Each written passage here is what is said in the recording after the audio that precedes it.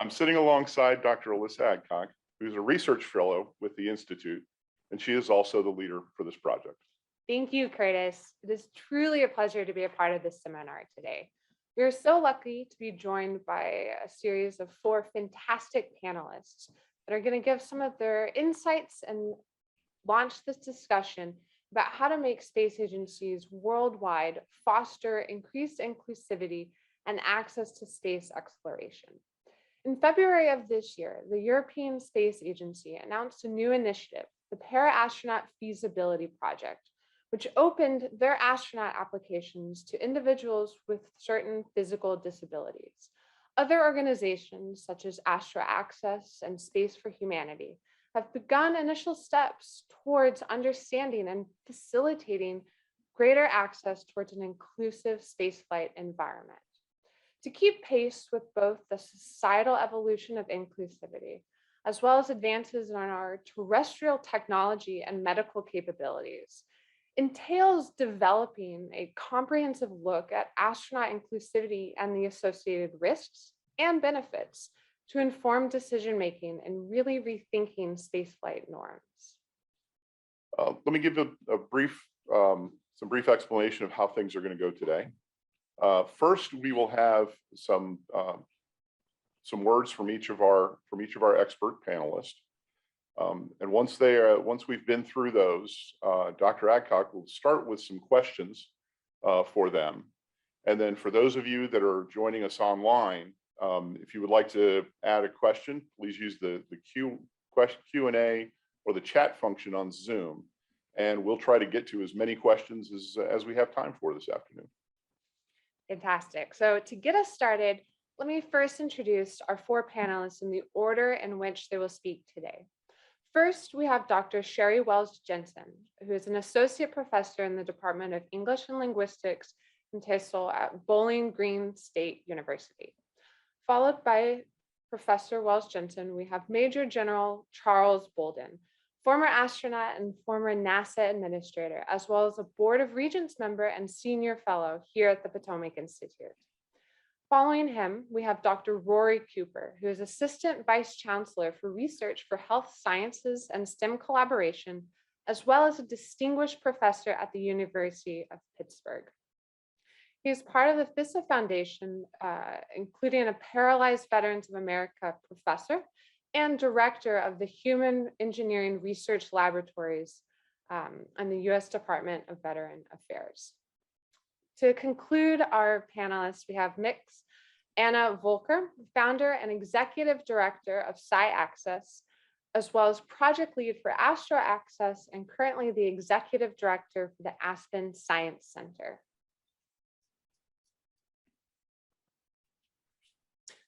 We would also like to note before we begin, we are joined by an American Sign Language interpreter and are also providing live captioning for this seminar. We will also be recording the event and uploading that to the Potomac Institute website for folks that were not able to tune in today. So let's get started with Professor Wells Jensen, whose research interests include disability and inclusion in space exploration, astrobiology, disability studies, linguistics, and more, and has written and presented extensively on disability studies, particularly in the context of human spaceflight. I am excited to have her kick us off, and I'll turn it over to Professor Wells Jensen now. Thank you so much. It's such a delight to be here. Really, the best part of this work is getting a chance to connect with extraordinary panelists, like the folk who are accompanying me now, who are interested not just in pushing back the boundaries of what humans can do, but really taking a hard, careful, and humble look at the how and why we do the things we do, and really assessing what's best for us, not just as individuals, but as a community. I think it's fair to say that we've established the reality that we're going to space. Humans have dreamed of space for so long, and ever since brave little Sputnik zipped over our heads for the first time, space has suddenly became and is now not just pretty clouds and nice twinkly lights in the sky, but it's really become a real place where you can go, and a place where you can put things, and a place where there will be and must be human culture at some point. So we know we're going to go. And we honestly know mostly why we're going to go. So some people will go for profit, some people for scientific knowledge, maybe because we need the resources, maybe to head off badly behaved asteroids, maybe for the spirit of adventure, or someday just for a luxurious weekend in low gravity. But maybe also, and I think that this is true and is perhaps the most important reason to do this work, is to save as much as we can from the devastations of climate change, should things get worse. So it's fair to say, I think that Pandora's space box is not only open, but we have broken that box down and we are now recycling the cardboard. So we are on our way. So the question before us is not just if we should go or why we should go, but how we're going to do this thing. And I want to be clear in my comments, and I always try to do this because I think it's really important, is that I am not here, and I don't think anyone is here, to criticize any of the work that came before us. We as humans have profited so much from the hard work and the energy and the spirit and the courage and the dedication of everyone in the space industry. Space has brought us breathtakingly marvelous things, such as the satellite communication that makes it possible for us to have this virtual panel like we're doing now. But I think it's fair to say that we cannot and we dare not continue our journey into space as we have been going, because if we do, we're going to hurt people and we might even kill people. So we are a very young spacefaring community, and so right now we're poised just on this exquisite threshold of what we can do and what's possible. And the choices that we make now, because we are such a young community, the choices that we make now matter so much, and they will matter to our children and our grandchildren and for generations to come. So we want to keep doing the good stuff that we're already doing and correct the trajectories that will lead us into harm. And one thing that we're doing, and that we're doing well, or we're at least struggling to do well, is fighting to preserve health and avoid accidents in outer space. But we know that accidents resulting in injury and disability, some of which will be permanent in space, are inevitable. And some of those will happen aboard vessels and perhaps in colonies far from home, where we cannot reach those folk to help them out. We can't predict what specifics we're going to need. So it's our job now to develop a suite of fiendishly clever adaptations and be ready to roll them out. So whatever happens, we'll be ready. I sometimes want to think of these things in terms of changes in equipment, changes perhaps in training, and changes in skill development. So I'm thinking about equipment. We want to build not for the bodies and the people that we have now in space, but for the situations that may arise. So probably this, I don't think there's probably anyone here who has not heard Commander Chris Hadfield's amazing TED Talk. He's such a dramatic and powerful and compelling storyteller.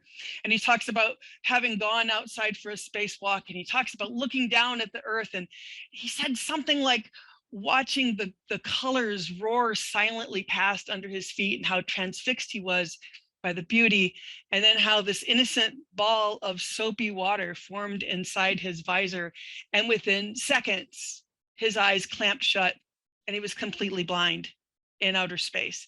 And he talks about how terrifying that was, but how his preparedness helped him out, and how he survived by not panicking and by being ready. But I think it's the better way to look at that situation is not the problem of his blindness. The problem was not that Commander Hadfield went blind in space. The problem was that we had built our technology around the idea that that just shouldn't happen.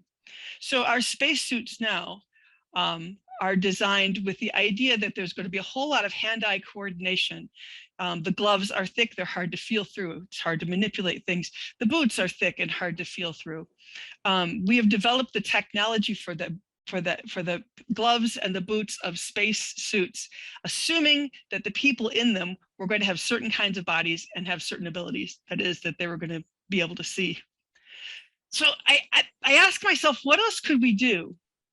if we thought of blindness, for example, not as a thing that we should plan to avoid and spend all our energy avoiding, but what if we spent the energy that we would now plan on, what if we spend the energy that we currently spend on preventing blindness to think of things that we would do if it happened? Take it as a given, take it as a possibility, and then what would happen? So we might think, for example, of audio beacons we've already thought about the hands and the feet of spacesuits. But what if we thought of audio beacons for orientation in the dark, which might extend eventually to audio beacons on exit rows in domestic air flight on Earth? We already have the little lights that light up on the ground to lead you to an exit. But what if there were an audio beacon there as well? So what happens, for example, to the crew who lose visual acuity on their way to Mars because of microgravity? We know that's one of the syndromes that happens in zero gravity. What happens to these folks if they get all the way there and they can no longer see well enough to adjust their climate controls or to control their spacecraft? Lack of adaptation might well kill those brave people who are out there. We know, for example, about the story of the fire that occurred aboard the Mir space station. So as a blind person, when I go, if there were a fire in my kitchen, I would not go into the kitchen and spend time squinting through the smoke and struggling to see the fire, because that's not part of what I do. I would orient toward the sound and the heat, and I would use my fire extinguisher without that additional struggle and without that additional time delay. Again, I'm not here to critique what happened, and I'm delighted and grateful that all those people came out okay. But insistence on the reliance of one sensory input over others put them in danger.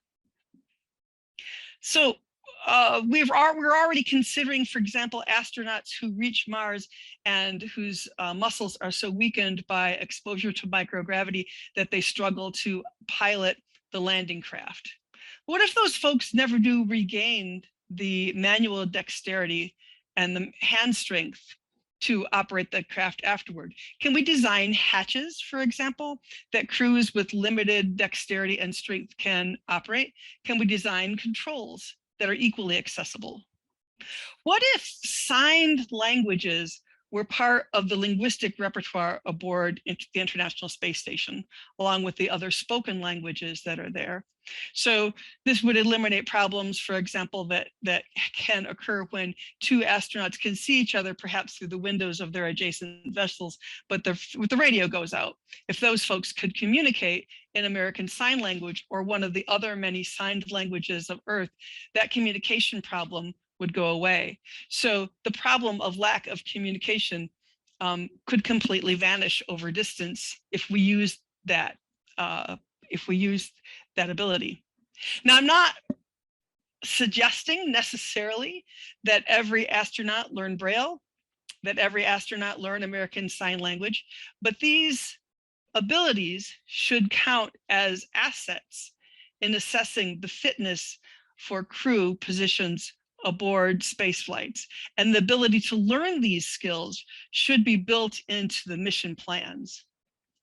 There's just a really lot we don't know yet about disability in space, which is why we need programs like Mission Astro Access that Anna is going to talk about later on in this panel. We desperately need systematic scientific attention directed toward the problems and the questions of how disabled people do things in space. We want to systematically answer these questions rather than spending all our energy in trying to avoid the inevitable. I would suggest that just as every mission has a health officer, each mission should have something like an access strategist. We need to systematically integrate disabled people into the spaces where disabled people will be anyway, and use those skills that are already existing in our communities. So my call for inclusion in space is not political. It's not about equal access. It's not about equal rights. It's not even about STEM inclusion. It's not about inspiring other people, although I think all those things are great and important, but that's not that's not what this call is about for me. It's more basic than that. If we do want to go into space, disability will happen while we're there. And if we go there with a pro-disability mindset, the success of our missions is much more likely, and we have a better chance of preserving the lives of the crew who trusted us to go into space in the first place. Thank you. Professor. My comments are very, very brief. I'm actually the least qualified person to be on this panel, but I'm here, I think, because I'm probably the person who has been working this issue maybe as long as or longer than most of the other panelists. My history with the topic of disabilities and flying people in space with disabilities goes back several decades to the post-Challenger time, when we were reevaluating the shuttle and its design and everything in 1986 post-Challenger. And the person who became my nemesis when I became the NASA director of safety, the safety office at the Johnson Space Center, was a co-worker by the name of Dillard Minchin, who was the director of the Equal Opportunity Office at the Goddard Space Flight Center. And Dillard began at that time to say, if we're looking at redesigning shuttle, why don't we look at sort of what Dr. Wells Jensen was talking about? Why don't we look at ways to incorporate factors or features that will accommodate a person who is not fully able? And at the time, the answers were always easy, and it was a matter of ingress and emergency egress were the two things that were difficult for something like the space shuttle. It came around again when I came to NASA headquarters in 1992 to 93, and again, Dillard reminded me of the discussion we had back in 1986, and he said, "Okay, now that you're here in an executive position at NASA headquarters, you can make something happen." Again, I took a look at it, and I think we were more prone to finding excuses or rather than actually tackling the problem and trying to find things that we could do to accommodate persons who were less than fully capable. The greatest hurdle, as I mentioned before, when we were flying shuttle, because it was essentially a fly-by-wire aircraft or glider that turned into a spaceship, that turned into a glider to come back to Earth. And the way we did it back then depended a lot on sight and feel and ability to maneuver controls and the like. We just never took the time to think about how we could accommodate a seeing impaired or a motorized impaired person. So again, I think the studies that are going on now, particularly the Para-Astronaut Disability Project that ESA has, plus the study that we're doing at Potomac Institute, may give us some new insights here. There are things that will have to be made to accommodate the slide wire system and the escape chairs that we currently use. Even SpaceX and the current new space providers, they've all gone back to the same old ways of emergency egress that Dr. Wells Jensen mentioned we design into the systems rather than thinking about how we would design them if we were thinking about someone who was disabled. So the last thing I'll say is that you have people like Virgin Corporation's George Whitesides. George was the first CEO of Virgin Galactic, and George has now taken a personal interest in looking at ways that we can fly persons that have less than full ability. I don't know whether the Galactic Corporation or the Virgin Corporation is taking that on as a project, but it's good to hear that somebody in industry is actually looking at the issue, because if it can be figured out, industry will probably find a way to do it. And then finally, I had the privilege of working with some research institutes in the Kingdom of Saudi Arabia, and one of their three principal research institutes there, King Abdullah International Medical Research Center, actually had approached us about doing some on-orbit research on disabilities. And they were looking specifically at things that had to do with heat stroke and the like, but they were also looking at people that were less than fully able or fully capable, and what we could do to learn about treating those disabilities maybe in the microgravity environment of space. So I'll just stop there and look forward to the discussion that's going to be had later on. Fantastic. Thank you so much, Major General Bolden. Apologies to also Dr. Wells-Jensen. I want to say thank you both to both of our first two speakers for some very enlightening and thoughtful thoughts. Next up, we have Dr. Rory Cooper. He is a renowned bioengineer and leader in the field of adaptive and assistive technologies. He's a Paralympic bronze medalist, an advocate for diversity within the invention and beyond community, and holds numerous patents, publications across the fields of adaptive technologies and assistive capabilities. So with that, Dr. Cooper. Well, thank you for the opportunity to speak with you today, especially to be part of this really esteemed panel. I'm very honored to be here. So just to share a little bit about myself and give you some thoughts. You know, I was inspired actually to become an engineer by the moon landing when I was a young person. And I've had the opportunity to work with NASA on and off since then. Through some of my students have gone on to work there and some friends of mine. And I think they do some amazing work. And I think this is what Potomac Institute is proposing creates an opportunity for NASA as well. As you mentioned, I was a Paralympic bronze medalist, a former world record holder. I'm also an Army veteran. And so I've seen firsthand what people can do. It's interesting that we're actually revisiting this topic because back in the 1990s, a friend of mine, John Hockenberry, which some of you might remember from NBC News and also from NPR, explored the opportunity of becoming an astronaut. And John has a spinal cord injury due to an accident when he was a young man.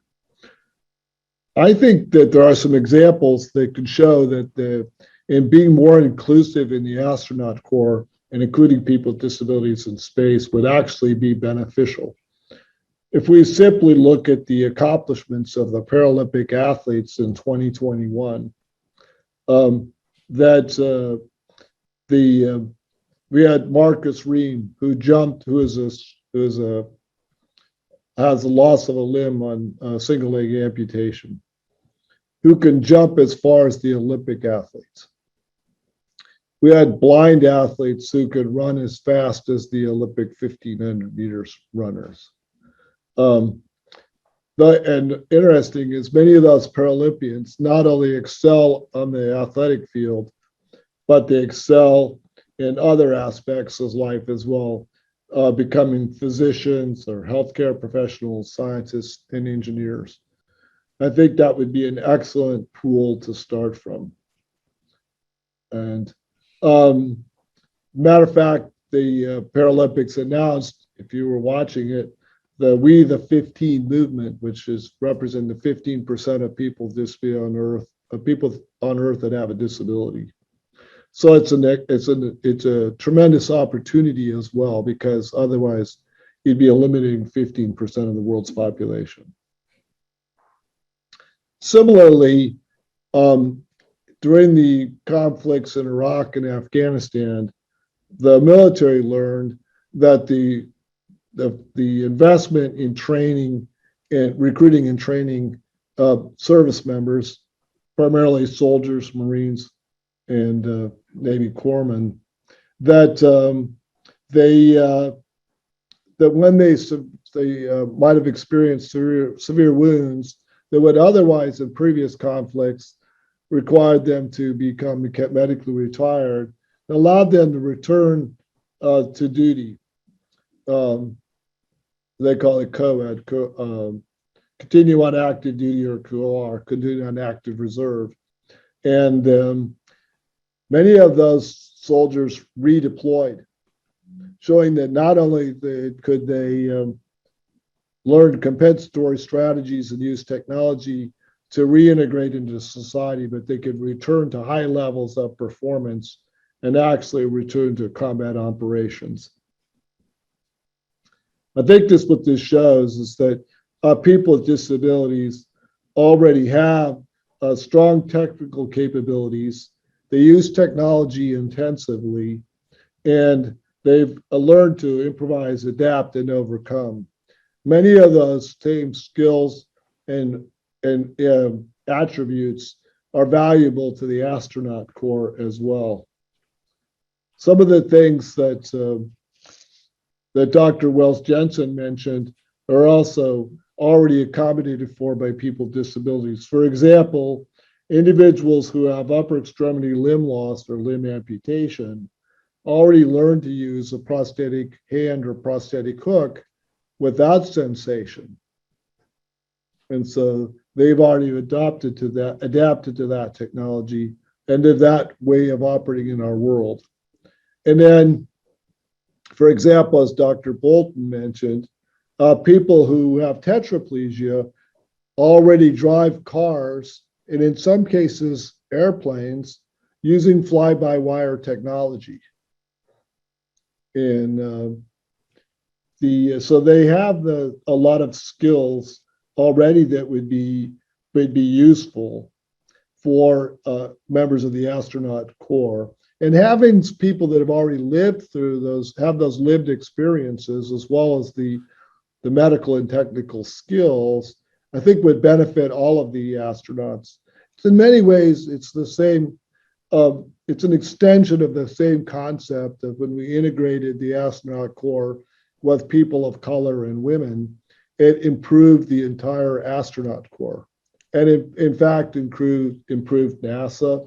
And I think we will see the same benefits as spaceflight changes to be more inclusive of corporate organizations worldwide. So I think the other thing that we should mention is that accommodations for people with disabilities might actually improve everyone's performance into our spaceflight and colonization operations, as well as not only the fact that there are likely to become injuries and disabilities in space as more and more people go to space, but there's very likely that there will be individuals that have temporary disabilities, as Dr. Wells-Jensen mentioned in her opening remarks. So thinking about using a more inclusive design approach, a universal design approach for space flight and space operations probably would enhance the safety and enhance the performance of everyone involved. So thank you for the opportunity to speak. Thank you so much, Dr. Cooper. I am really excited to hear your initial thoughts on this, and I see a lot of themes echoing about human-centered design, kind of this universal aspects and inclusivity towards the future. To close out our panelists' opening remarks, we next have Ms. Anna Volker. They have made huge strides towards disability inclusion and diversity efforts in STEM with their work across Sci-Access and now Astro Access. And I'm incredibly excited to welcome them as our final speaker. So turn it over to you.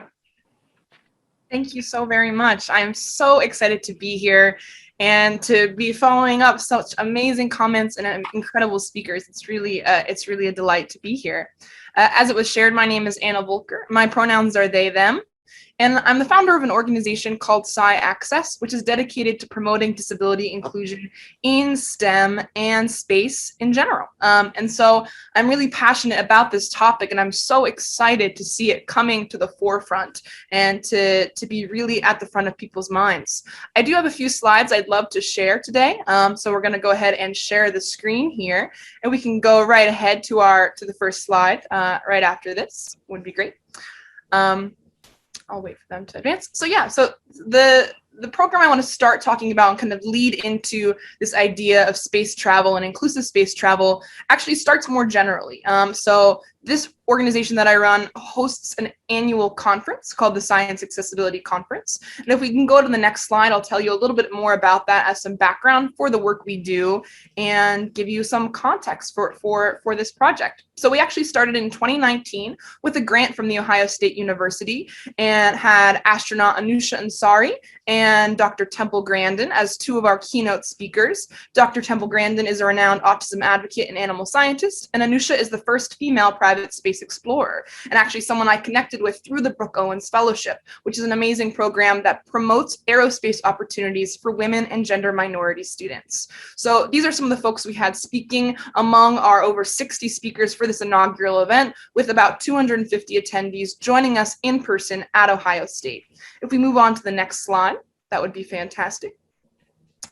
So in addition to having accessible talks where we're sharing best practices, I think it's also important to highlight that you can make an experience more engaging and interactive by having multiple outreach activities happening. So these are some images from our event, including an accessible star party that uses 3D printed models so that blind attendees can access the planetarium dome constellations with their hands. And that's shown in the top right-hand corner, as well as telescopes at wheelchair accessible height. And on the left side, the Paralympic Society from Ohio, teaching students and teaching attendees how to play wheelchair basketball. So those are some of the activities we had available for our attendees. If you can advance to the next slide, please. And while we're waiting for them to advance, I'll mention that the bottom picture is also an ASL interpreter, as we have here today. They're seen interpreting an accessible planetarium show. So we had numerous ways to engage folks through multiple senses, which I think is really crucial. Last year, with the rest of the world, we went virtual and had our first virtual conference in 2020, featuring keynote speaker Dr. Soyeon Lee, who is the first and only South Korean astronaut. So for last year, one of the benefits of becoming a virtual event is that we were able to reach people across the world like never before. So we ended up having participants from 46 nations and all 7 continents, including neutrino scientists working at the South Pole in Antarctica. So this was a really exciting way to unite this global community and to see the real demand there is when it comes to access to science. There's a need for it, there's a want for it, and there's a community ready to rally behind it. And that community is constantly growing. And that's what we've seen. And so because of that, we've actually formed a working group. And this is an open invitation to anyone who's interested in engaging with us. We have an international working group that meets virtually each month to discuss these best practices and ensure that we are continuing moving the needle on that year round. This year, I'm super excited to announce that we are doing a virtual conference for 2021, and that'll be taking place on November 12th and 13th. So this will be a virtual conference that is open to everyone and anyone who is interested in engaging in this conversation. And I'm happy to share the link to that in the chat here after I finish speaking. I also want to touch upon the importance of fostering accessibility and creating these opportunities at an early age. Because of that importance and because of the need for representation for students with disabilities, one of the other chapters of SciAccess that we founded last year is called the SciAccess Zenith Mentorship Program, or Zenith for short. And Zenith is a space science mentorship program for blind students who are in middle and high school. And so this is really important to me because it connects these students with blind scientists, with experts in astronomy from Ohio State's astrophysics department and beyond. And it actually pairs them one-on-one with student mentors who are studying space science related fields. And as part of this program, we actually use a lot of different multisensory resources. Great, thanks so much. So as part of this, we use many different multisensory resources, including sonification, which is this process whereby you can assign sound to different physical parameters. So instead of looking at a light curve from a supernova, you can actually listen to that, and the brightness can correspond to the volume and to the pitch. And so these are ways that we can make data not only accessible for blind scientists, but present a new way to analyze the information. And this goes back to what Dr. Sherry Wells Jensen and Dr. Rory Cooper referred to earlier, which is this idea that by making things inclusive, we are not only just bringing new minds and new perspectives into the field, but we are actually improving that field for everyone. And one example of this is that with sonification, we can sometimes hear differences in data that the eye might not perceive on a graph. And so by approaching things in a different direction, we can make our systems better for everyone. And I think the same goes when we think about space travel and when we talk about space exploration. One additional thing with the mentorship program that I think is important to mention is the use of 3D printing technology. And so we have a series of 3D models that we send to all of our students so they can touch a galaxy and they can feel what a black hole actually looks like. And so these are important ways to present the information in a new format. And as I mentioned earlier, I've used these models with many sighted students as well. And again, it helps their experience. So by presenting multiple ways to learn and multiple ways to solve and tackle problems, that then in turn improves the learning experience for students sighted and blind alike. I also wanted to mention, kind of leading into this focus on space travel and space access, that in May of this year, SciAccess hosted an educational downlink with the International Space Station. And so this is an amazing program that NASA and the International Space Station offers, where you're able to connect students live with astronauts currently up in space on the space station. And so we had the pleasure and the honor of having our students from around the world send in their questions. Many of these students had disabilities, many were deaf and submitting their questions in sign language, and they were able to live get answers from astronauts in space. And the important thing about this was that many of our students said, well, here's my disability. Do you think I can go to space someday?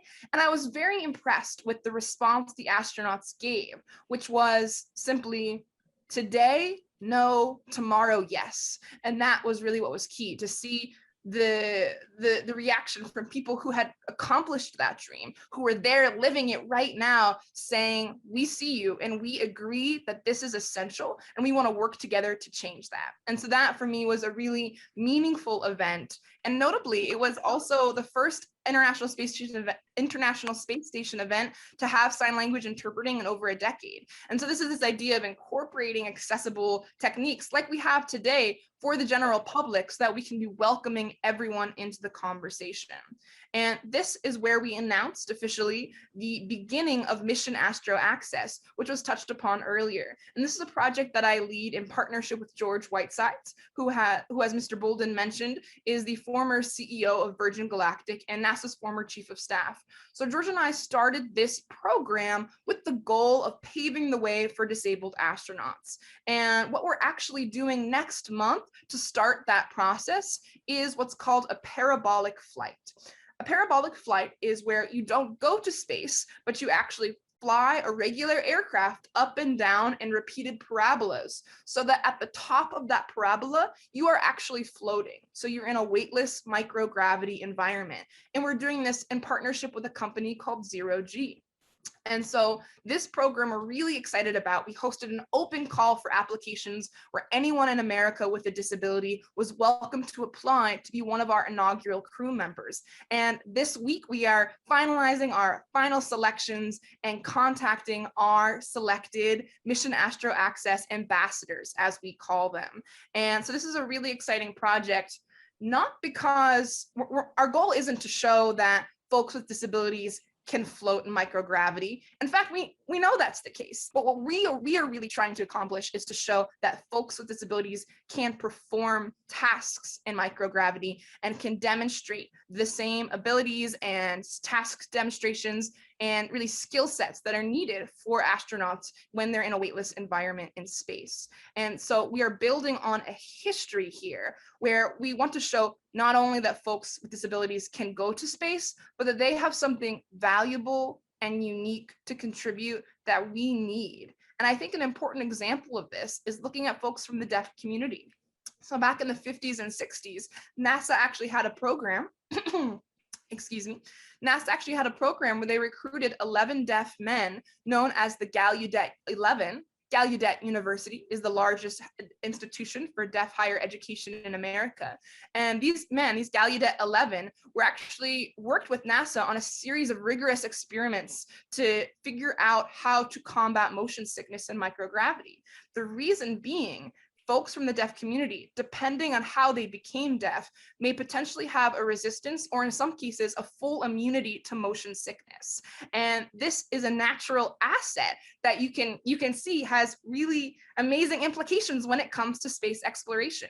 And so these men were part of these experiments, but after they concluded, while they helped pave the way and helped gain important and valuable information on how we can combat motion sickness, no one from the deaf community has then been able to go because that they don't meet the stringent physical requirements for going to space. And so that's something we want to reevaluate and change and start asking ourselves important questions about why those requirements exist and where can they be changed? Where can we push the boundary on those requirements? And so because of that, one of our partners for Mission Astro Access is actually Gallaudet University. So we're working with a large series of partners who are experts both in the disability community and in the space community to ensure that we are working together to make access for all. And so I'm so excited about this project, and we're really using this parabolic flight next month as a stepping stone, where our ultimate goal is to send folks to space. And beyond that, I think when we reach that goal, that for me is not the end, it's the beginning. It's the beginning of changing this culture and changing the way we are thinking about space travel and who gets to be a part of it. Thank you so much. Okay, my apologies for the tech errors. This is as we've all learned over the last couple of years, this is been a complex situation, and we're always adapting, and that's kind of a lot of what we're talking about today. So I'd really like to thank all the speakers. There were some really incredible and wonderful insights. A few that struck me, just the idea of a mission access strategist, I thought is just absolutely wonderful. You know, having an understanding that abilities are going to change in space the more exploration we do, and they're going to change in unplanned ways, and we need to plan for those. The idea of doing on-orbit research in disabilities really struck me as a fabulous idea. The thought that we really need to understand and take into account that disabled persons have learned to adapt and use technologies in ways that have allowed them to achieve extremely high levels of performance and in ways that would benefit the entire Astronaut Corps. And also the idea and the importance of accessing the entire global community in building best practices on improving access and inclusivity. Just a few of the things that just really spoke to me as I was listening to the speakers. Okay, we're now going to turn to the Q&A portion. As a reminder, please use the Q&A chat function. It looks like people already are, which is wonderful, to ask your questions. And with that, I'll turn it over to Dr. Eckhart. Fantastic. Thank you, Curtis. So just to echo some of the fantastic conversations that we've already had, I see it a lot. And I think, Anna, you brought this up, that every kid, starting from a young age, right, you aspire to be an astronaut. And what does that kind of inclusivity look like across the board when we start at the STEM first grade kindergarten level and work that through the field? So what I first wanted to start off as a general question to the panel is, why should disability inclusion in space be important for agencies like NASA and ESA and the larger community? And specifically, what are these agencies losing by not being as diverse and inclusive as they can be? So I don't know who would like to kick us off with that. I'm very excited to hear Dr. Wells Jensen's response to that question. Not to put too fine a point on it, but if we don't do this, people will die. If we have a crew that is far from home and they cannot operate their spacecraft, those people have put their lives in our hands. And in some instances, the human and the survival of the human race may well depend on some of the research that some of those folks are doing. So if we abandon them by not preparing for disability, we are sabotaging not only the space program, but maybe everything we have. And so I want to give an answer that is sunlight and happiness about how we want to make everybody feel included. And I believe that, I really genuinely do. But I think that failing to do this kind of disability inclusion is profoundly dangerous. And it is ultimately a threat to human survival. It's a thing that we should take seriously. It's a thing we should do joyfully, but it's a thing that we should treat with extreme seriousness. Well, I think that's true, but I also think that the science will be better and the engineering will be better. People who have faced similar challenges before. I had the good fortune a few years ago of giving the NASA director's lecture at the Johnson Space Center. And one of the things I pointed out is that Earth is often a hostile environment for people with disabilities. And so we already have some experience with the challenges that astronauts face in spaceflight because we face them on Earth. And so I think that the fact that people have already have experience overcoming challenges makes them good members of the team when such challenges arise. But also for science and engineering, you have different perspectives.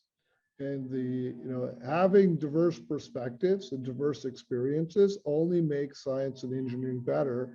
And that is true in space as well.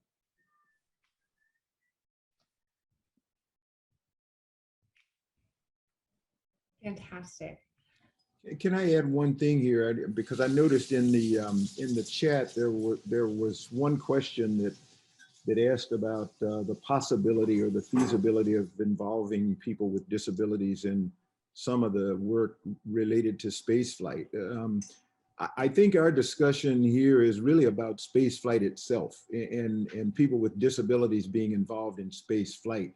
The record is clear that people with disabilities play key roles in space policy development, in technology development, and data analysis. So we've conquered those hurdles. Those are terrestrial hurdles where we've learned to involve people with disabilities. The question for this discussion is, how do we or should we find ways to accommodate people with disabilities in actual space flight? And I'm not going to take issue with Dr. Wells Jensen, but I'm going to say I'm not sure it is as dramatic as she commented just a while ago, because while I appreciate and I agree with her that there will be things that will surprise us, and we will find that some crew members will all of a sudden lose the benefit of a sense that they currently have access to. The research that we do today in low Earth orbit is extensive because we're trying to make sure that we can anticipate those kinds of things that might cause damage or might cause the loss of a sense. For example, sight or vision. We know that vision becomes degraded for some astronauts due to changes in gravity or the absence of gravity, not the absence, but the overcoming of gravity by centrifugal force and the fact that you're in low Earth orbit.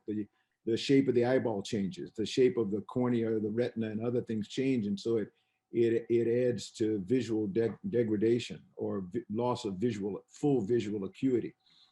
We know that there are things that affect the optic nerve that may lead to partial loss of vision on the part of an astronaut. And so today we do things to accommodate by trying to forecast the direction that the visual acuity is going to change and put on several sets of corrective lenses up and down the spectrum, if you will, to accommodate. Something that like happened to Chris Hadfield, where he got soapy water in his eyes.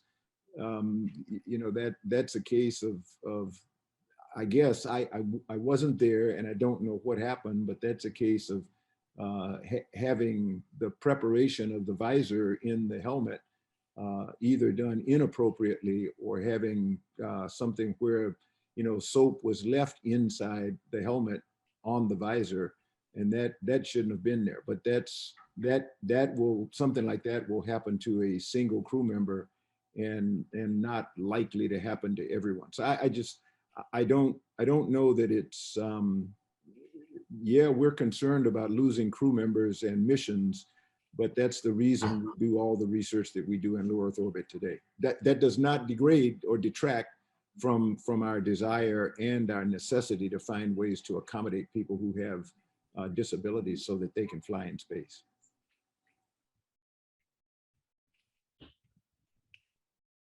I'd just like to respond to that too. I would not be surprised if that there already been astronauts with disabilities in space, right? You taken up some older astronauts already, right, as more or less as guests, and then disability comes in many forms. Some are not always obvious, so that there might be some evidence of that, right? I mean, you look at, and this is not a one-for-one comparison, but I say, I was mesmerized watching the Paralympics again this year, particularly the sprinters, where you've got a sprinter who makes it around the track, and as Rory said, some of the long jumper who was trying to better the record of the unimpaired long jumper from the regular Olympics. There, the limitation placed on the disabled jumper is because he has a piece of equipment, and that's about competition and classifying records. That's not about performance. We see that people with disabilities who have prostheses and the like, the performance is, there's no question, they perform, and they frequently outperform people who don't have prostheses. And that's because we're talking about awards and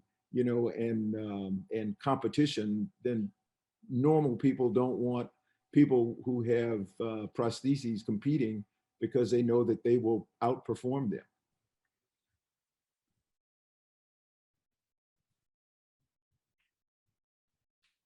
Well, I think if they met if NASA or the private sector would allow people with disabilities to enter the Astronaut Corps, I would be willing to bet that there are already people that could meet all of the standards.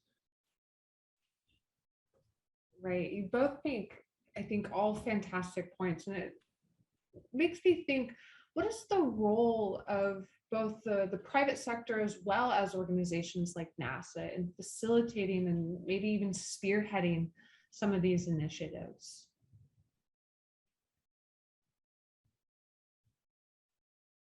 Does anyone want to take this one? Can you repeat that question, Alyssa? Oh, yes. Can you hear me all right? Good. Fantastic. So it reminds me of kind of what do we view as the role that both private industry serves regarding spaceflight, disability inclusion, and then conversely, what is the role of government in kind of spearheading some of these initiatives? Here again, and I don't mean to dominate the conversation, but I think it is NASA's role and the federal government's role to take these risks that the private sector can't take. To develop the types of procedures and equipment that Dr. Wells Jensen mentions. It's not, there are areas in the private sector, for example, what George Whitesides and the folk and Anna are getting ready to do now. That's important, and we're fortunate that there are people in the private sector who want to take that on, but that actually should be the responsibility of government, I think. Yeah, if I can chime in, I would absolutely agree that I think NASA and government space agencies do have a responsibility to make this a priority. And that's something that's I totally agree with. And I think that, you know, there's this opportunity to start moving things forward, working in partnership with folks in the private industry. And it's my hope that kind of there'll be an opportunity to work together to see what others are doing and realize what is possible. And so I feel as though there is a shared responsibility to prioritize that, and that having NASA's involvement in accomplishing this is crucial for its long-term success.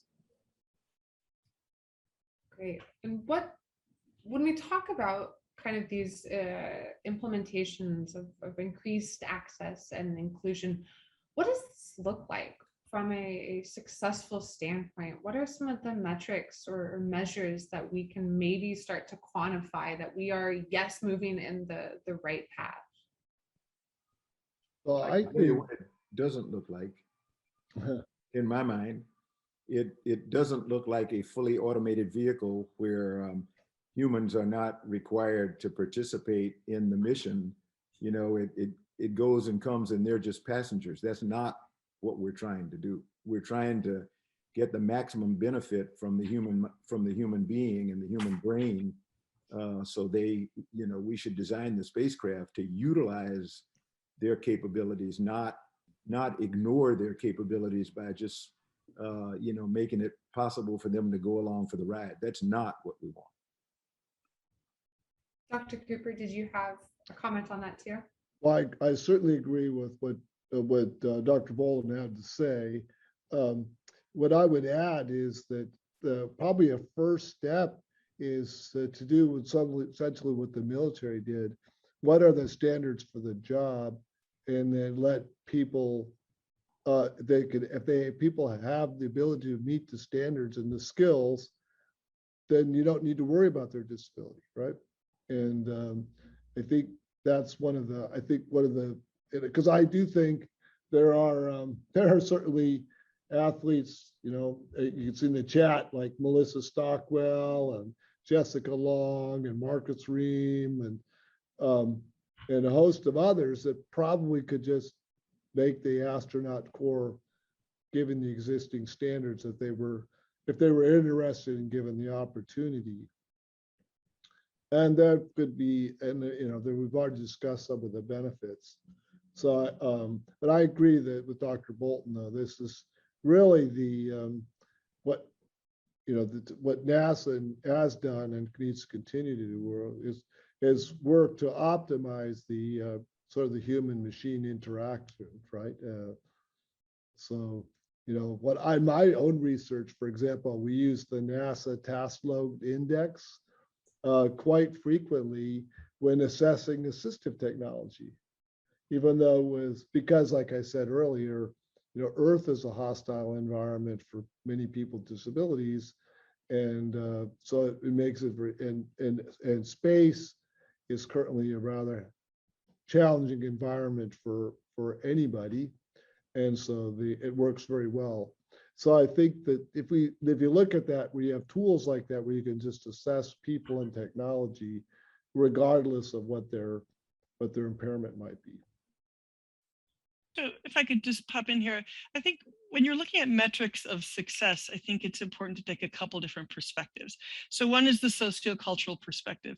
Do the demographic characteristics of people who go to space more or less reflect the demographic characteristics of people who don't go to space? So do we have a system in which certain predictable subclasses of human beings are not included for whatever reason? So that's one way of looking at your metric, right? You're looking at how do we know when we get there.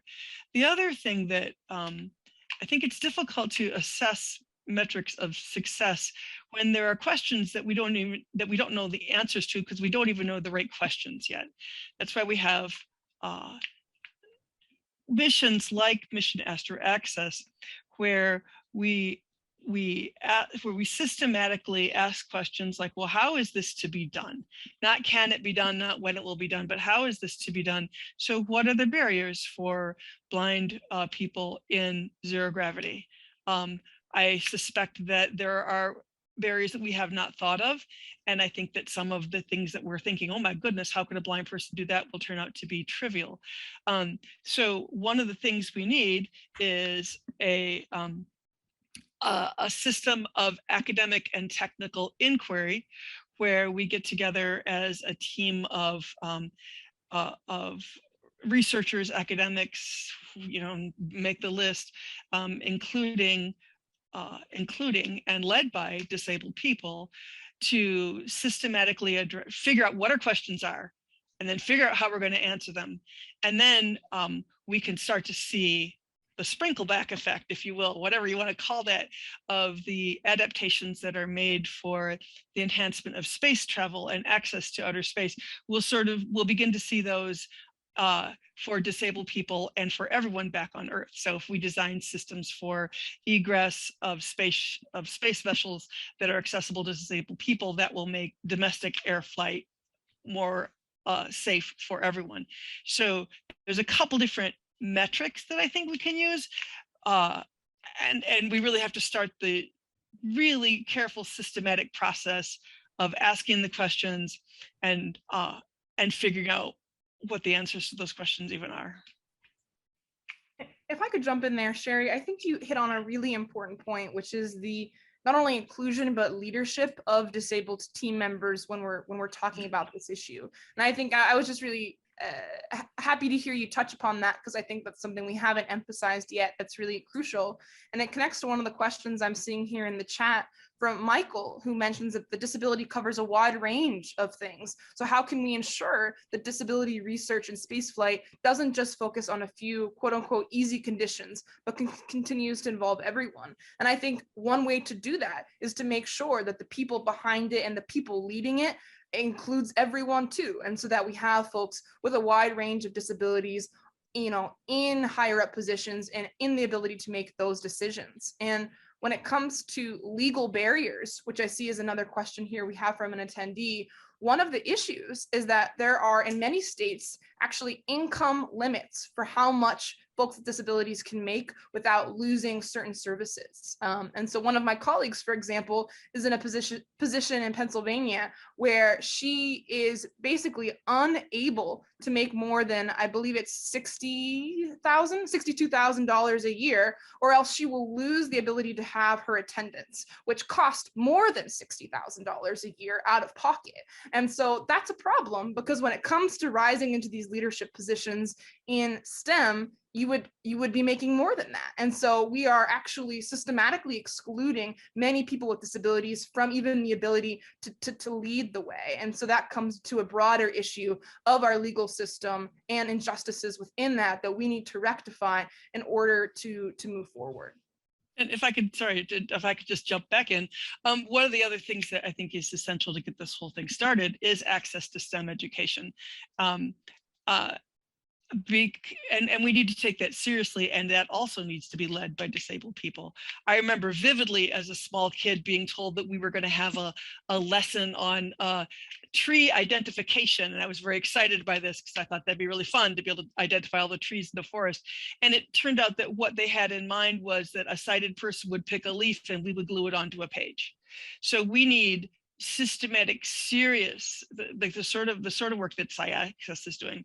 We need serious, respectful, disability-led access to the STEM fields so that we can channel those folks into whatever the heck STEM field they want to be in, and then flow upward, as Anna said, if we eliminate more barriers, flow upward into the leadership positions in both government and private sector space agencies. Exactly. That's all, I think, really, really good comments. And it makes me think too of kind of the very visible representation that an astronaut brings to the STEM field. And so on that, I guess for maybe Major General Bolden, what role does that kind of astronaut play in terms of representation, and what role could maybe an astronaut with a disability play for disability inclusion across the sciences? I'm going to give you a simplistic answer. again, it's like I tell young women all the time, don't waste your time trying to explain to somebody why you belong. I would say the same thing to a disabled person. Don't waste your time trying to explain to someone why you're there. Just do your job and do it well. And that in that way, you become the role model, and you become just your presence puts down anybody who says that there is no place for a disabled person in this particular field. That's a simplistic answer. So, you know, Dr. Wells Jensen or somebody else may have a much better thought out response than I.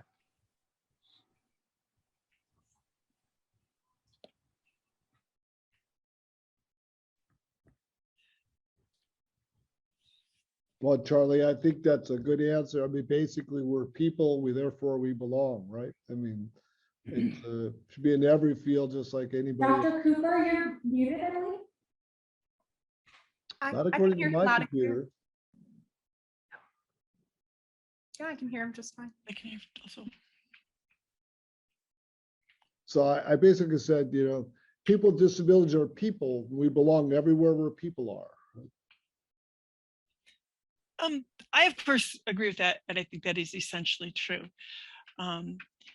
Also, I want to add that there are systemic barriers in place that keep young people with disabilities from accessing STEM fields. Their attitudinal disabilities, and I can believe all I want that I have the right to go into the STEM fields and I have the ability to go into the STEM fields. But if my particular school district doesn't value that and doesn't provide me with a Braille textbook, then those are the kind of systemic disadvantages that I think keep people out of STEM fields. So I agree with you that the positive mindset is very important, but we also cannot put the onus on individual disabled people to overcome the culture that tells us to please be quiet and stay home. It's both and, I think. No, I agree with you completely. And I believe it's, you know, it's teacher education, school system education. It's right. It's attitudes. It's actually creating accommodations, equipment, spaces, laboratories, learning materials, curricula. I mean, there's a lot of comprehensive change that needs to occur to allow young people to give them the ability to study STEM, right?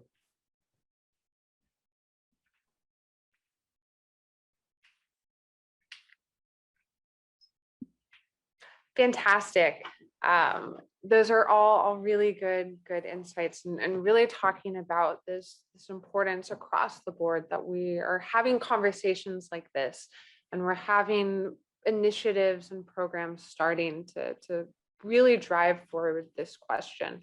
One question I have as we kind of talk through some of these hurdles, like legal challenges, and even thinking through technical and medical considerations, and this is going to be a question for the whole panel, what do you think is the biggest hurdle or hurdles that are going to hinder the inclusion of para-astronauts or astronauts with disabilities into places like NASA and ESA?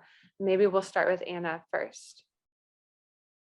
Absolutely. Thank you for that great question. I think for me, a lot of it is trying to challenge mindsets. So I think that a big barrier for access in general, not just in space, but when we look at it anyway, is folks sometimes, if it's a new idea to them, immediately say, well, that's just not possible because it's never been done before. And because it's never been done, it will continue to not be done. And I think that justification has been used for excluding many people historically, not just from space, but from, countless fields. And so for me, I think it's just being able to address those mindsets.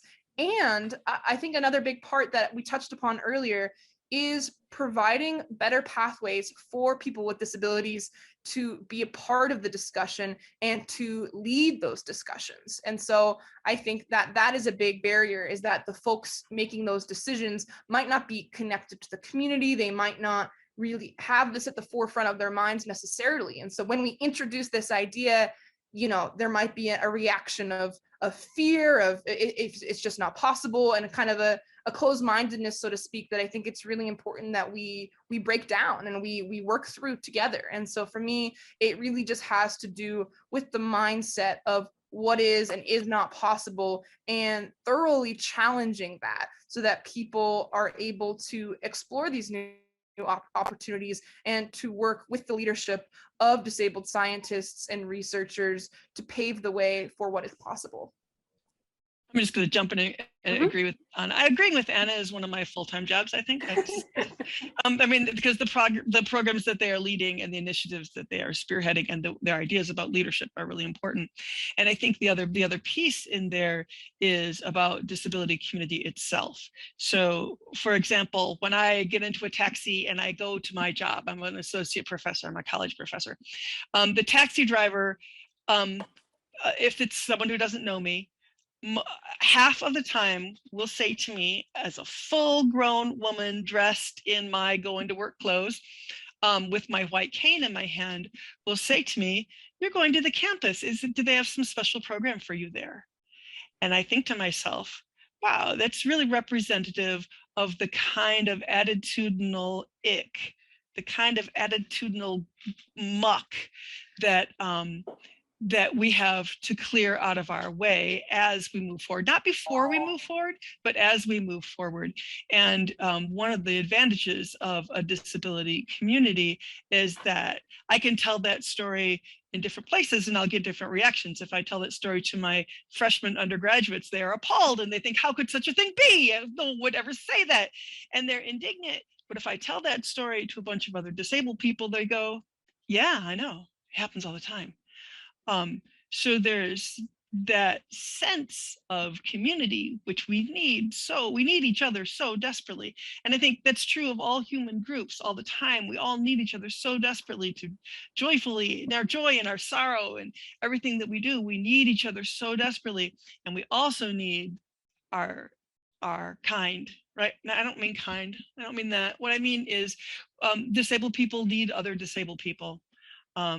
To be on the path with us as we go. Of course, I probably should have, for your benefit, Sherry, let you know that I'm, this is Rory, Dr. Cooper. I'm a wheelchair user, a professor myself with a spinal cord injury, but I've had the same experience. You know, similar things where go to a restaurant and the waiter or waitress asks my wife what I want for dinner. Yeah. So in that context, which you tell me that story and I nod at you and I say, yes, you know, we've all done that. We've all had that. In other contexts, people are shocked that these things could even happen, or they perhaps have done these things and have never thought that it was odd. Well, of course you would address the able-bodied person beside the disabled person, because that's, I don't know. I don't feel comfortable talking to disabled people. So we need both the direct, intentional, systematic approach from this problem, from the space industries. How do we solve these problems? And then we also need, at the same time, the collective action of disabled people and our allies to make this seem like just one of the things that we're doing, and not like some kind of circus or extravaganza or some kind of big deal, because eventually it shouldn't be a big deal, right?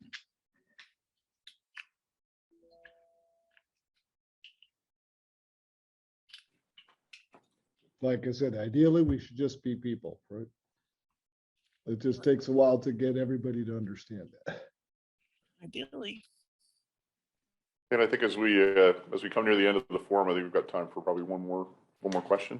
Yes, definitely. So this is kind of a combination, I think, of some of the questions I saw in the chat.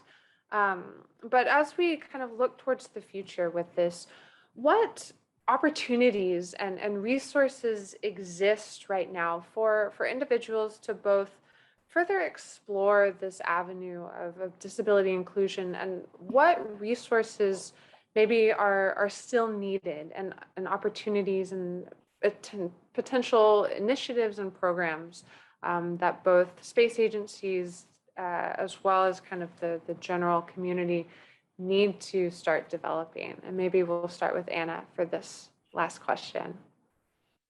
Absolutely, it's an excellent question. So in terms of resources for students, I did want to acknowledge in the chat from Adrian, who mentions that Space Camp in Huntsville, Alabama, actually has a program for blind students. And so she mentioned that and kind of different opportunities that are available for students with disabilities through in the STEM fields. But I think a lot more is needed. And yeah, when it comes to kind of professional development and networking, you know, that's a big thing that SciAxis focuses on, but we work with a lot of other amazing groups. One is called DAIS, and they are a partner for Mission Astro Access, and they are a community for specifically for scientists and members of the public with disabilities who are interested in space. So I'm happy to share their link in the chat here to kind of create these networks and communities, as Sherry talked about, which is so important. But I think there's just a lot of work to be done when it comes to formalizing those connections with leadership at places like NASA to really take these programs to the next level and to make them something long-term and sustainable. And so I'm really excited for all those opportunities to work together and to move that forward. I'd like to put a little plug in. The National Science Foundation has the Includes program. The National Science Foundation just recently asked the National Academies to do a series of listening sessions on how to make STEM more inclusive of people with disabilities. So I'd encourage two things. One, people who are interested to respond to the National Academy's call to serve on the steering committee, and two, to follow the National Academy's website and participate in the listening sessions to provide their insight and their experiences to help guide the National Science Foundation to create programs and provide resources so that we can make STEM education more inclusive and appropriate for people with disabilities. And I'd just like to put in a plug for Mission Astro Access in general, one of the initiatives of the SciAccess Foundation, really if what we need is people who are interested, both entrepreneurs and government entities that are interested in pushing these things forward, to assist groups like Mission Astro Access in funding what the next plan is going to be. Like, if there's a flight in October, which we're all very excited about, and I think it's going to be a wonderful opportunity to answer some good questions and do some great demonstration tasks. And so then where do we go next? And we need allies and interested folks to contribute and to help foster the continuation of programs like that. Thank you, Sherry. Yeah, to add on that, I think we are constantly looking for new partners and sponsors to be able to take that to the next level and advance that. So thank you so much for sharing that. And that's one of the things that industry can do. So industry is well suited to say, you know what, I think I'd like to find out if my particular gizmo is useful for increasing universal design in space exploration. Maybe it's useful for people with disabilities in space, and then therefore also useful for other space explorers. So for people who are in industry, this is an opportunity waiting to happen. To expand the utility and the visibility of whatever products and ideas that you have that you think might contribute to this cause. Come on in, we need all the help we can get. Fantastic. And then from the more government NASA side, Mr. Bolden, what resources and initiatives do you think NASA could provide to really drive this forward? That's a good question, and I'm not sure I am equipped to answer it. You know, the one resource it has is that it's moved human biomedical research into the Science Mission Directorate and out of the Human Exploration Mission Directorate. So you know, the organization that's now looking at human research is connected directly to the science community. So that should give some of the people on this panel even better access to research in NASA, because I think when we headed in human spaceflight, everything was focused on NASA astronauts. And while we always said that everything we did was to benefit humankind, it's still the focus. If it wasn't going to have a benefit to an astronaut, it wasn't done.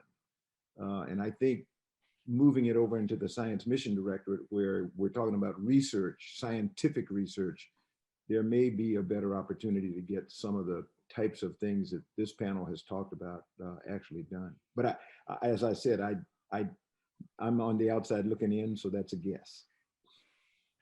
Fantastic. So as we wrap up, I wanted to give each panelist maybe 30, 60 seconds to give kind of some closing remarks and kind of the main takeaway that I think they helped provide or take from this. And so we'll start in the order that the panelists gave their presentations. We'll start with Dr. Wells Jensen first for some closing remarks. Awesome. So I think I have two things to say. One is to remind people of the principle of universal design, as was eloquently touched on by everyone, I think, on this panel, that things that are put in place for the benefit of disabled people are exactly the sorts of things that make everything more convenient and safer for everyone else.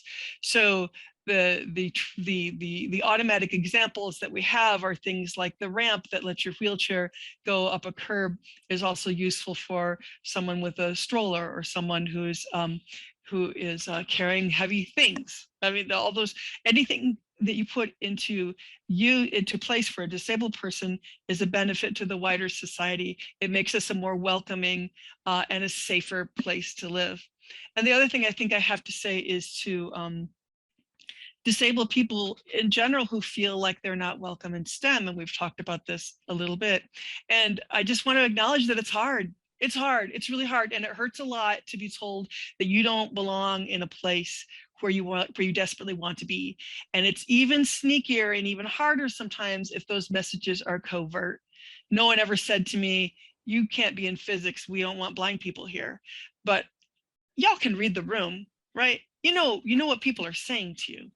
And so what I want to say, and part of that is that we are strong together, and we do have really good allies. We've got allies right here on this panel. This is a panel full of allies, right? This is a panel full of people who have the right ideas and who care deeply. And so we'll get there. Patience is not my thing. Patience is my worst thing. I can take the long view, but it's hard for me because I'm a very impatient person. But I know that we're headed in the right direction, and I know that we have community, and those are the two things that we need most. Fantastic. Charlie? I'll only add just a teeny weeny bit. I'll just echo what Dr. Wells Jensen just said, and I'll repeat something that my priest says when he closes each of our services on Sunday. He says, "Time is short." So I think that kind of goes along with what Sherry said. She's not real good on patience. Just the fact that the Potomac Institute has convened this session today says that there are significant people who are interested in attacking this problem and trying to find some answers. And I think it's incumbent upon all of us to continue to pursue that. I have been incredibly enlightened by this session because, like I said, I am not qualified for any of this, but I am a person who constantly gets asked about it and asked, what am I going to do? Since people think that I'm somebody who does stuff. But thanks very much for the opportunity. Thank you. Dr. Cooper? Sure. I guess I'd like to say a couple things. First, that diversity includes disability, and that having those diverse perspectives benefits everyone. I'd like to reiterate that many people with disability are already technical experts, and that universal and accessible design makes things better for everyone. And then lastly, for people with disabilities, I'd like to encourage them to pursue careers in STEM. I did it. Dr. Wells Jensen did it. You can do it. It's not easy. I'll leave with a quote from Tom Hanks in A League of Their Own. It's supposed to be hard. If it wasn't hard, everyone would do it. It's the hard that makes it great. And that's true for being a scientist or an astronaut or a professor. So don't give up. You know how to persevere. You know how to overcome. Look at STEM as a career opportunity. Fantastic. And then last but not least, Nick's Volker. Thank you. Yeah, first of all, I just want to say thank you for putting this together. It's been such an honor and a pleasure, and it excites me for what's next. So it's been so exciting to just get to be a part of this discussion. And for anyone listening who's thinking, well, what can I do? How can I be a part of this? I'd like to just touch on the fact that there are a lot of changes you can make in your own system, whether that's your office, your institution, your university, to start thinking about accessibility there. So there's a lot of small steps folks can take, even as something as simple as for your next public outreach event, hire an ASL interpreter, even if you don't have a deaf registrant registered, because they're probably not registered because there's no ASL, right? And so I think thinking proactively about accessibility, and that traces back to the concept of universal design, as Sherry touched upon. So designing for as many people as possible, and in turn benefiting not just the folks you designed for, but everyone, by creating multiple resources and multiple opportunities. Lastly, I'd just like to mention that we're doing this not to inspire people. The point of putting, making space accessible is not to be inspirational for non-disabled folks. That's not what this is about. It's about making this opportunity something that everyone gets to be a part of, because that's the way it should be. And because this will become something that benefits everyone. And I had a really amazing conversation with one of our ambassador candidates the other day, and I said, well, why do you fight for disability inclusion in space? And she said to me, because it shouldn't be a fight. I fight because it shouldn't be a fight in the first place.